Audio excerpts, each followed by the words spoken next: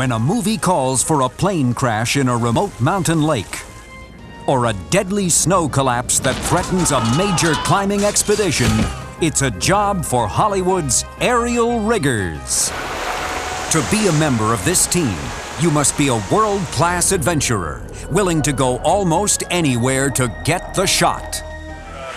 Coming up, join Alec Baldwin and Anthony Hopkins on the set of the survival adventure, The Edge, and witness the unique talents of the aerial riggers. And we'll ascend the rugged cliffs of the movie K2 to witness one of mountain climbing's most dangerous maneuvers. It's the ultimate special effects action on a high wire. So hook onto the line and don't look down. Next on Movie Magic. When filmmakers want to shoot their movies in the wild outdoors, the producers call on a breed of professional adventurers known as aerial riggers. These special effects artists combine their climbing skills with state-of-the-art engineering, allowing filmmakers to shoot just about anywhere they desire. And action! In the survival adventure, The Edge, star Alec Baldwin plays a high-fashion photographer, and Sir Anthony Hopkins is a publishing billionaire.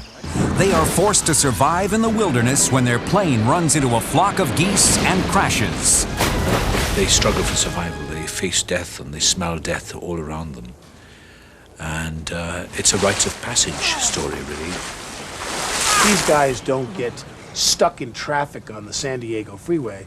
They get in a plane crash in the middle of the Canadian Rockies. The film's director, Lee Tamahori, has chosen a remote lake in the Canadian Rocky Mountains as the location for the crash scene. They're just skimming past rock faces, and they see one coming up towards them. Right-hand pontoon smashes into the rock face, tips the plane over, and it just goes straight down into this lake here. Master rigger Mike Vezina and the aerial rigging team from Thomas Special Effects are called upon to make the director's vision a reality. Their challenge is to engineer a controlled plane crash for the cameras.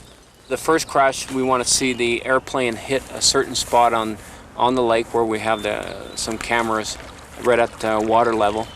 To accomplish this, Vezina and his head rigger Perry Beckham have designed a cable system that will control the plane's descent speed and point of impact. We want to create a crash where the people apparently have survived this thing, but there's enough of a disaster at the bottom for it to be a dramatic event.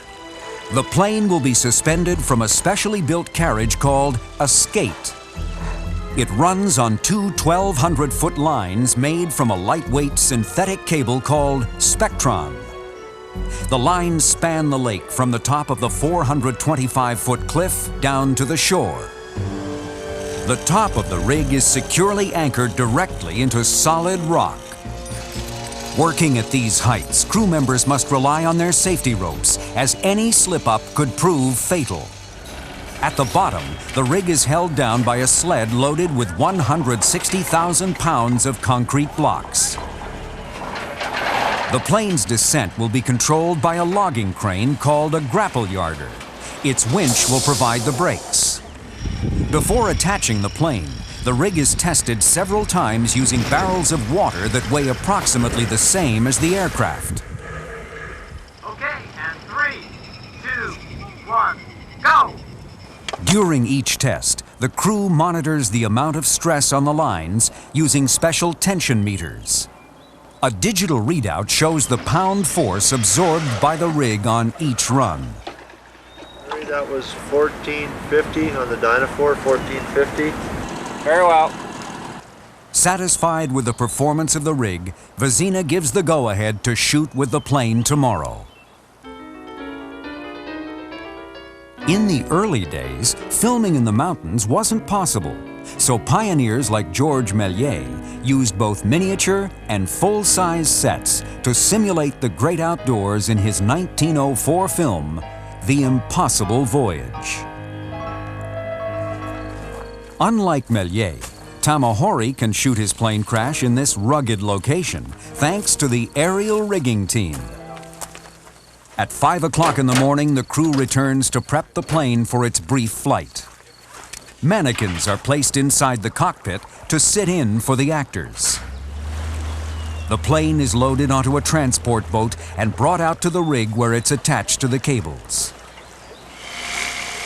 The wings and pontoon are pre-cut or scored to make sure they tear off cleanly. That's it. We got it. Once it's secured to the rig, the crew clears the area in preparation for the big moment. But before any action takes place, a safety meeting is held to outline procedures for the crash. Now, in terms of safety, the area which is the most dangerous is 150 foot either side of the bollards holding the lines to the plane. With the set locked down, the time has arrived. 6 cameras are in position to photograph the event. If everyone could stay here now, that would be wonderful. Vezina calls for the plane to be raised to its starting position, 425 feet above the lake. Action, action!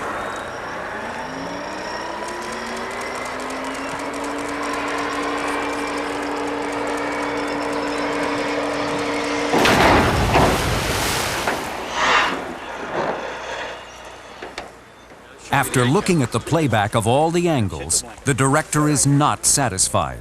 He wants a bigger impact. They will film the crash one more time.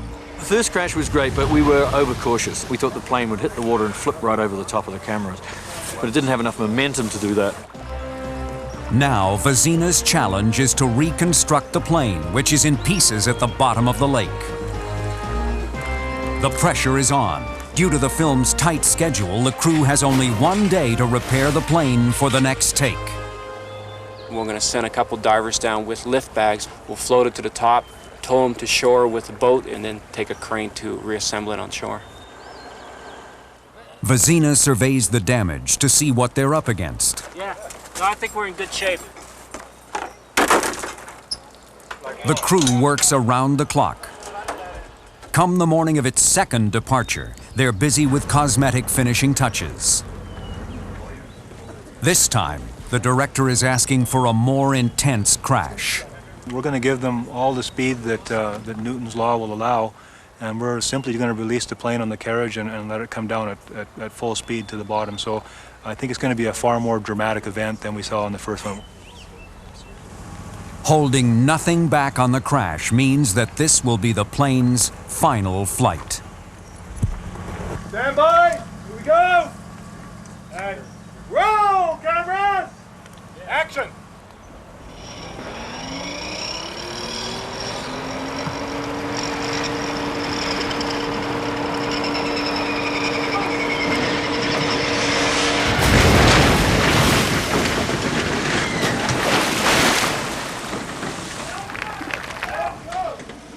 This take was just what the director wanted, with the plane being twisted and torn apart by its swan dive.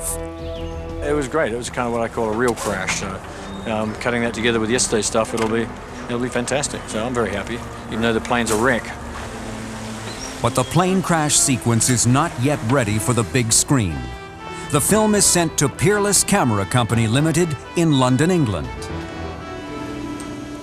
Here, artists digitally remove the rig's wires and add the catalyst of the plane's crash, a flock of computer-generated geese.